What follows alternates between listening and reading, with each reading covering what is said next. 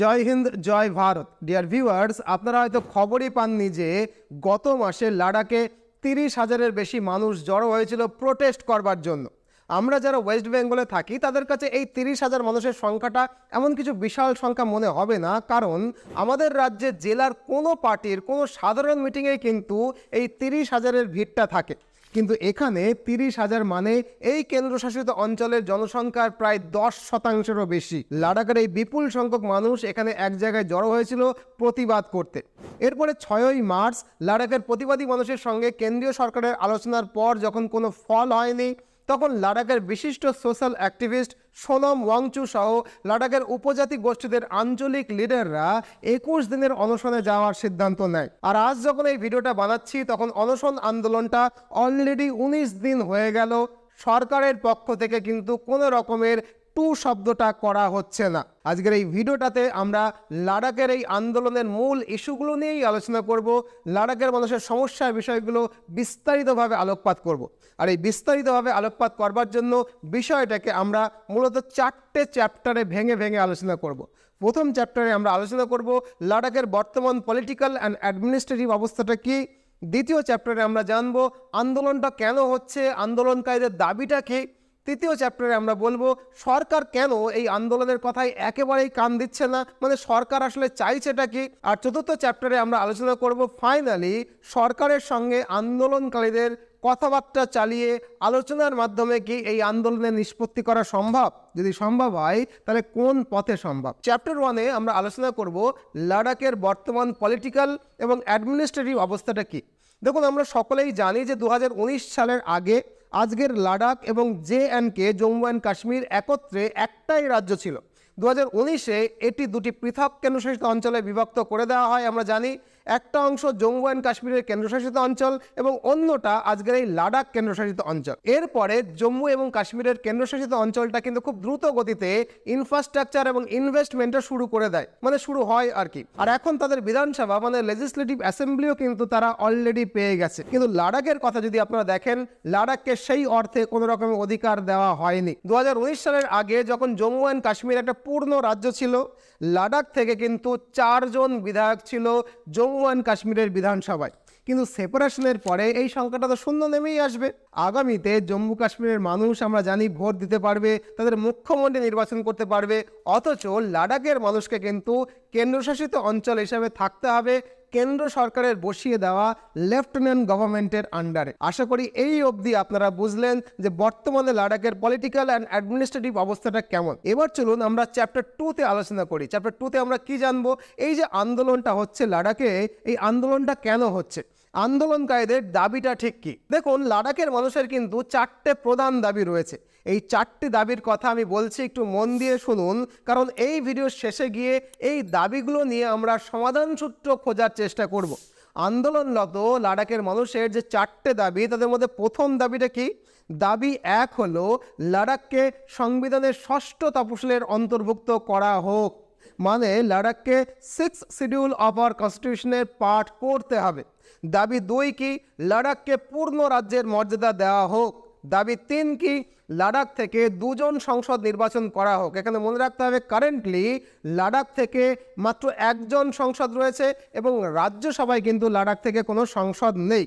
দাবি 4 হলো লাদাখে সরকারি চাকরি দেওয়ার জন্য একটা আলাদা পাবলিক সার্ভিস কমিশন প্রতিষ্ঠা করা হোক এবং তার মাধ্যমে লাদাখের ছেলেমেয়েদেরকে লাদাখের সরকারি চাকরি প্রোভাইড করা হোক। আশা করি এই 4টে দাবি আপনারা বুঝলেন। এখন আসুন এই প্রতিটা দাবি একটু বিস্তারিতভাবে বুঝে নিই। প্রথমত, এই যে 6ষ্ঠ তফসিল বা 6th শিডিউল বললাম, এটা আসলে কি?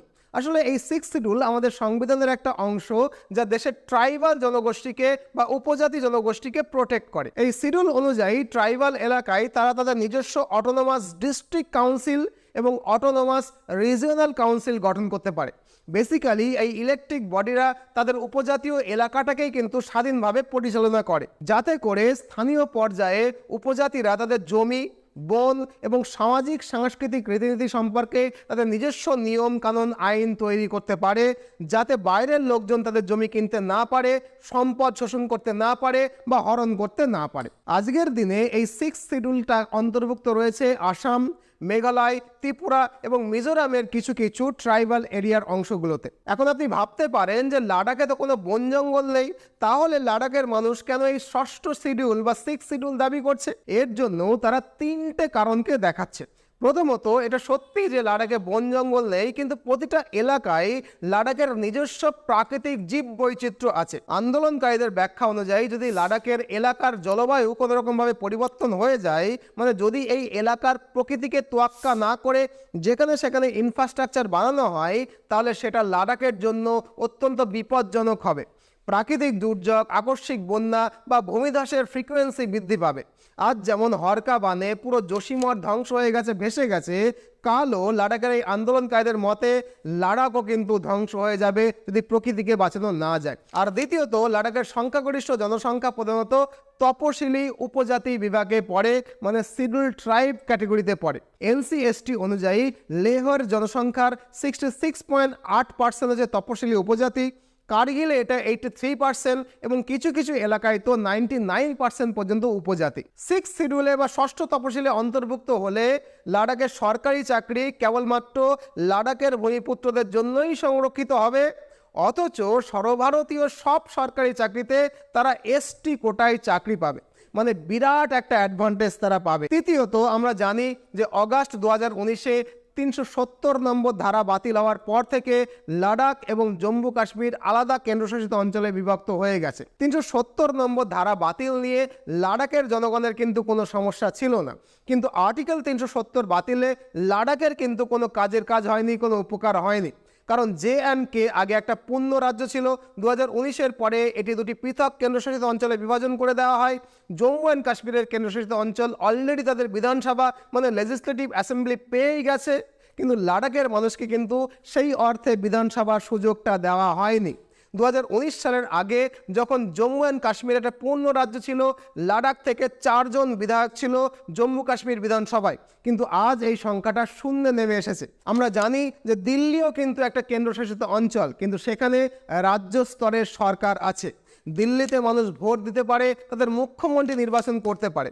আগামীতে জম্মু কাশ্মীরের মানুষেরও কিন্তু ভোট দেবে এবং তাদের মুখ্যমন্ত্রীকে নির্বাচন করতে পারবে। অথচ লাদাখের মানুষকে থাকতে হবে কেন্দ্র সরকারের বসিয়ে দেওয়া লেফটেন্যান্ট গভর্নমেন্টের আন্ডারে। এক যাত্রায় এই রকম পৃথক ফল লাদাখের মানুষ মানতে চাইছে না, তাদেরও বিধানসভা চাই, তাদেরও মুখ্যমন্ত্রী চাই। যাই হোক, এখন লাদাখের মানুষ শুধু লোকসভার নির্বাচনে ভোট দিতে পারে, কিন্তু সেখানেও তারা তাদের একটা মাত্র MP পেয়েছে। লাদাখের মানুষ চাইছে অন্তত লোকসভায় তারা যেন 2টো MP চায়। আর এখানে একটা মজার ব্যাপার হলো, 4 বছর আগে বিজেপি নিজেই দাবি করেছিল যে লাদাখকে 6ষ্ঠ তপশিলে অন্তর্ভুক্ত করা হবে, মানে 6th শিডিউলের পার্ট বানিয়ে নেওয়া হবে। বিজেপির ম্যানিফেস্টোতে তারা পরিষ্কার লাদাখকে 6ষ্ঠ তপশিলে অন্তর্ভুক্ত করার কথা লিখেও দিয়েছিল। তারপরে সেপ্টেম্বর 2019-এ প্রথমবার লাদাখকে 6ষ্ঠ তপশিলে অন্তর্ভুক্ত করার জন্য ন্যাশনাল কমিশন ফর শিডিউল ট্রাইবে বিজেপি কিন্তু সুপারিশও করেছিল, কিন্তু তারপর থেকে সরকার আর কোনো রকমভাবেই কোনো ব্যবস্থা নিচ্ছে না, মানে চুপ করে বসে আছে। 2020 সালের অগাস্টে লাদাখের মানুষ প্রথমবারের মতো সরকারের সামনে তাদের দাবিটা তুলে ধরে। সেপ্টেম্বর 2020-তে এই নিয়ে প্রথম গণবিক্ষোভ হয় লাদাখে। তখন অবশ্য স্বরাষ্ট্রমন্ত্রী অমিত শাহজি প্রতিশ্রুতি দিয়েছিলেন এবং তার প্রতিশ্রুতি পেয়ে বিক্ষোভ প্রত্যাহারও করা হয়েছিল, কিন্তু তারপর থেকে আজ পর্যন্ত কিন্তু কোনো রকম ব্যবস্থা নেওয়া হয়নি 6ষ্ঠ শিডিউলে অন্তর্ভুক্ত করবার জন্য।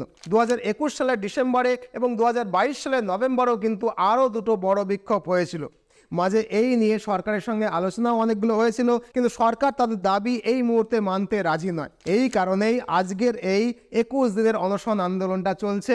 মানে আমি বলতে চাইছি যে হঠাৎ করে কিন্তু এই অনশন আন্দোলনটা শুরু হয়নি। আশা করি এই অবধি আপনারা ব্যাপারটা পরিষ্কার বুঝতে পারলেন। এবার চ্যাপ্টার 3-তে আমরা আলোচনা করব যে সরকার কেন এই আন্দোলনে কান দিচ্ছে না, মানে সরকার আসলে চাইছেটা কি, মানে সরকারের এখানে সমস্যাটা কি। দেখুন, সরকারের অসুবিধার কথা যদি বুঝতে হয় তাহলে ADC মানে অটোনমাস ডিস্ট্রিক্ট কাউন্সিলের কাজ সম্পর্কে এই কটা লাইন একটু পড়তে হবে। The district and the regional council administer the area under their jurisdiction, মানে ডিস্ট্রিক্ট কাউন্সিল যেটা গঠন হবে সেটা লাদাখের এই জুরিসডিকশনটাকে নিজেই শাসন করবে। They can make laws on certain specified matter like land, forest, canal water, shifting cultivation, মানে এই যে অটোনোমাস বডি, তারা কিন্তু লাদাখের বিশেষ বিশেষ ক্ষেত্রে মানে ল্যান্ড, ফরেস্ট, ক্যানাল ওয়াটার, কৃষি এই সমস্ত ক্ষেত্রে আইন পাস করতে পারবে। আপনি নিশ্চয়ই এটা লক্ষ্য করেছেন, জমি, বন সমস্ত কিছুর ক্ষমতা চলে আসবে লাদাখের এই লোকাল মানুষের কাছে, লাদাখের এই অটোনোমাস বডির কাছে। এর মানে লাদাখকে ষষ্ঠ তফসিলে যুক্ত করা হলে লাদাখের জমির ওপরে ভারত সরকারের আর কোনো রকমের নিয়ন্ত্রণ থাকবে না। মানে লাদাখের জমিতে গভর্নমেন্ট চাইলেও কোনো ইনফ্রাস্ট্রাকচার বা ইনভেস্টমেন্ট আনতে পারবে না। সোজা কথায় এটাই কিন্তু বর্তমান সরকারের অসুবিধা। সরকার এই অসুবিধাটাকে 3টে পয়েন্টস অফ ভিউ দিয়ে ভাবছে। প্রথম পয়েন্টস অফ ভিউ দিয়ে তারা ভাবছে যে লাদাখে roads, rails, bridge, tunnels and infrastructure বানানোর জন্য সমস্ত ক্ষমতা কেন্দ্র সরকারের হাতেই থাকুক। কারণ লাদাখ কিন্তু চীনের খুব কাছাকাছি একটা এলাকা। ভারতের আভ্যন্তরীণ নিরাপত্তাকে সুরক্ষিত করবার জন্য, লাদাখের চীনের দাদাগিরিকে রুখে দেওয়ার জন্য অবিলম্বে কিন্তু লাদাখে রেল, রোড, ব্রিজ, টানেল নির্মাণ করাটা অত্যন্ত জরুরি। যে নির্মাণ কার্য কিন্তু অলরেডি ভারত সরকার শুরুও করে দিয়েছে এবং সেই নির্মাণ কার্য অত্যন্ত দ্রুত গতিতে চলছেও। এটা চলতে পারছে তার কারণ লাদাখের বর্তমানে জমির ওপরে যে ক্ষমতা সেটা কিন্তু কেন্দ্র সরকারের হাতেই রয়েছে। আর দ্বিতীয় যে সরকারি দৃষ্টিভঙ্গি, মানে দ্বিতীয়ত সরকার যেটা চাইছে, লাদাখে বিগ কর্পোরেট সংস্থা যাতে জমি কিনে হোটেল এবং ইনফ্রাস্ট্রাকচার বানাতে পারে, তাতে যেন কোনো বাধা না আসে। মানে হেভি ইনভেস্টমেন্টটা যাতে লাদাখে আসে। অর্থনীতির চাকা ঘোরাতে গেলে দেখুন হেভি ইনভেস্টমেন্ট কিন্তু আনতেই হবে, আসতেই হবে। বাস্তবটা বুঝতে হবে, যেটা এখনকার কাশ্মীরের জনগণ বুঝতে পারছে যে হেভি ইনভেস্টমেন্ট যখন কোনো একটা এলাকায় হয় তখন কিন্তু কর্মসংস্থান বাড়ে। কাশ্মীরের মানুষ বুঝতে পারলেও লাদাখের মানুষ হয়তো এখনও অতটা ম্যাচুরিটি দিয়ে বুঝতে পারছে না। এটাই কিন্তু সরকার মনে করছে, এটা কিন্তু আমার কথা নয়, সরকারের স্ট্যান্ড পয়েন্ট আমি আপনাদের সামনে ব্যাখ্যা করছি। আর তৃতীয়ত সরকারের দৃষ্টিভঙ্গি, মানে সরকার তৃতীয়ত যেটা চাইছে, লাদাখের জমির নিচে থাকা রেয়ার আর্থ এলিমেন্ট মানে দামি আকরিককে উত্তোলন করে কেন্দ্র সরকারের কোষাগারে নিয়ে আসতে। লাদাখের মাটির নিচে যে রেয়ার আর্থ এলিমেন্টগুলো রয়েছে সেগুলো মূলত ইলেকট্রনিক্স শিল্পের জন্য কিন্তু খুবই জরুরি। লাদাখের ওপরে চীনের যে দীর্ঘদিন ধরে এই লোভ, এর মূল কারণটাও কিন্তু লাদাখের মাটির তলায় লুকিয়ে থাকা রেয়ার আর্থ এলিমেন্ট বা খনিজ পদার্থ। এখন কথা হলো, মাইনিং যদি করা হয় তার জন্য তো একটু আধটু পরিবেশ ধ্বংস হবে। 6 শিডিউল হলে সেই ক্ষমতা কিন্তু লাদাখের মানুষের কাছে চলে যাবে। আর আন্দোলনকারীরা চান না যে এই লাদাখে কোনো রকমের খনি খোঁড়া হোক। সরকার চায় এখানে যত দ্রুত সম্ভব খনি খোঁড়া হোক এবং যে মাটির তলায় যে আকরিকগুলো রয়েছে সেগুলো আমাদের দেশের শিল্পটাকে অনেক এনহ্যান্স করুক। এই 3টে কারণেই কিন্তু সরকারের এই আন্দোলন নিয়ে মূল আপত্তির জায়গা। আশা করি এই ব্যাপারটাও আপনারা বুঝলেন। এবার আমরা চতুর্থ চ্যাপ্টারে আলোচনা করব যে ফাইনালি আলোচনার মাধ্যমে কি কোনো সমাধান সূত্র পাওয়া সম্ভব। দেখুন, ব্যক্তিগতভাবে আমি মনে করি যে কোনো সমস্যা সমাধানের জন্য দুপক্ষের মধ্যে আলোচনার মধ্য দিয়েই সেটা করা সম্ভব। তাই অবিলম্বে কিন্তু আলোচনায় বসা খুবই জরুরি। এই সমস্যার সমাধান সূত্রটা আশা করি আলোচনার মধ্য দিয়েই উঠে আসবে। অবশ্য এখানে মনে রাখতে হবে যে এই সমস্যাটা কিন্তু ভীষণ গভীর একটা সমস্যা। আমরা এই গভীর সমস্যাটাকে 5টা পয়েন্টে ভেঙে ভেঙে আলোচনা করব। দেখুন, প্রথম পয়েন্টে আমি দাবি 1-এর কথা বলবো। সেটা কি? লাদাখের মানুষের দাবি হলো, প্রথম দাবি হলো আলাদা রাজ্যের স্বীকৃতির দাবি। দেখুন, শুধু দাবি করলেই তো হবে না, দাবিটা কিন্তু সংবিধান মোতাবেক হওয়া চাই। কারণ আমাদের দেশটা সংবিধান অনুযায়ী চলে। 3 লক্ষ মানুষ নিয়ে আলাদা একটা বিধানসভা, আলাদা একটা রাজ্য গঠন করা সম্ভব কিনা, এটাই কিন্তু লাখ টাকার সাংবিধানিক প্রশ্ন। যতটুকু আমার সাংবিধানিক জ্ঞান তাতে কিন্তু এটা ভীষণ মুশকিল একটা ব্যাপার। তবে এটা নিয়ে সরকারের সঙ্গে ওদের আলোচনা হতেই পারে। যদি আলোচনার মধ্যে দিয়ে কোনো সমাধান সূত্র বেরিয়ে আসে তাহলে সেটা ওয়েলকাম করা যেতেই পারে। দ্বিতীয় দাবি লাদাখের মানুষের, সেটা কি? লাদাখকে 6 শিডিউলে এনে লাদাখের চাকরিতে সংরক্ষণ করতে হবে। দেখুন, 6 শিডিউলের বিল পাশ হয়ে গেলে লাদাখের সমস্ত চাকরি কেবলমাত্র লাদাখের মানুষের জন্যই সংরক্ষিত থাকবে, অথচ তারা শিডিউল ট্রাইব বা এসটির সুবিধা নিয়ে ভারতের সমস্ত সরকারি চাকরিতে সুযোগ পাবে। যদি এটাকে আপনি লাদাখের মানুষের অধিকার বলেন তাহলে এটা কিন্তু বাকি ভারতীয়দের কাছে বঞ্চনা। এটাও কিন্তু গভীরভাবে ভাববার মতো একটা বিষয়। তৃতীয় যে দাবি লাদাখের মানুষের রয়েছে সেটা হলো ষষ্ঠ তপশিলে অন্তর্ভুক্ত করে লাদাখের জমির অধিকার লাদাখের মানুষের হাতে দিতে হবে। দেখুন, 6 শিডিউলের অন্তর্ভুক্ত হলে লাদাখের জমি যে কেউ কিন্তু আর কিনতে পারবে না। লাদাখের জমির অধিকার লাদাখের মানুষের হাতেই থাকবে, কিন্তু লাদাখের মানুষ সারা ভারতে যে কোনো জায়গায় অনায়াসে গিয়ে জমি কিনতে পারবে। ষষ্ঠ তপশিলের কথা শুনতে বেশ ভালো লাগে, কিন্তু বাস্তবে ভাবুন তো, ভারতে প্রায় 25,000 উপজাতি আছে। সবাই যদি এটা দাবি করে যে তাদের জমি কেউ কিনতে পারবে না, অথচ তারা সারা ভারতে যে কোনো জায়গায় গিয়ে জমি কিনতে পারবে, তাহলে ভারত ইউনাইটেডভাবে একসঙ্গে কি করে এগোবে এটাও কিন্তু ভাবতে হবে। তাছাড়া এখানে আরও একটা কারণের কথা বলতে হবে। আমাদের প্রধানমন্ত্রী লাদাখকে কিন্তু সুইজারল্যান্ডের মতো ইন্টারন্যাশনাল ট্যুরিস্ট ডেস্টিনেশন বানাতে চান, যেমনটা অলরেডি কাশ্মীরকে তিনি বানিয়ে ফেলেইছেন। কাশ্মীরে ট্যুরিস্টের সংখ্যা আপনারা জানেন গত 5 বছরে 100 গুণ বৃদ্ধি পেয়েছে।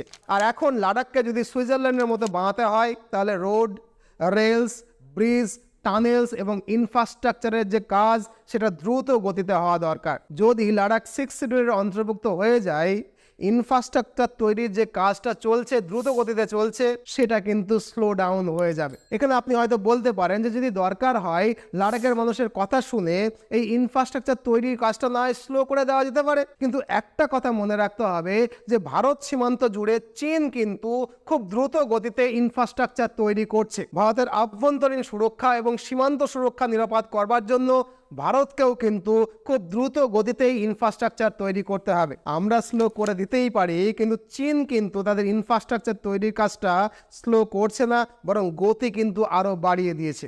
দাবি 4, লাদাখের মানুষের যে দাবি, সেই চতুর্থ দাবিটা কি? লাদাখের পরিবেশ বাঁচানোর দাবি। একথা খুবই সত্যি যে দ্রুত গতিতে ইনফ্রাস্ট্রাকচার তৈরি করলে লাদাখের পরিবেশের ওপর একটা বিরূপ প্রভাব পড়বে, যার ফল হিসাবে যোশীমঠের মতো হরকাবান আসতেই পারে, ভূমিকম্প হতেই পারে। তাই অবশ্য এই বিষয়ের সঙ্গে আমার মনে হয় একটুখানি আলোচনা করা দরকার, কারণ এই কথাটা কিন্তু লাদাখের মানুষ সত্যি সত্যিই বলছে। পরিবেশ নিয়েও কিন্তু আমাদের ভাবতে হবে, শুধু ইনফ্রাস্ট্রাকচার ভাবলেই হবে না। ফাইনালি, একজন ভারতীয় শিক্ষক হিসাবে আমি মনে করি এখানে সরকার সামগ্রিক দেশের কথা যেমন চিন্তা করছেন, লাদাখের মানুষও তাদের নিজেদের অধিকারের কথা চিন্তা করছে। লাদাখের মানুষরাও যেহেতু আমাদের ভাই, আমাদের নিজেদের লোক, আমাদের আপনার, তাই সরকারের উচিত তাদের সঙ্গে আলোচনায় বসে তাদের দাবিগুলোকেও মনোযোগ সহকারে শুনে এমন একটা কিছু সমাধান সূত্র বের করা, যাতে করে চীনের কাছ থেকে আমাদের যে আগ্রাসনের আতঙ্ক, তার জন্য আমরা ইনফ্রাস্ট্রাকচারও তৈরি করতে পারি, আবার পরিবেশটাকেও রক্ষা করা যায়।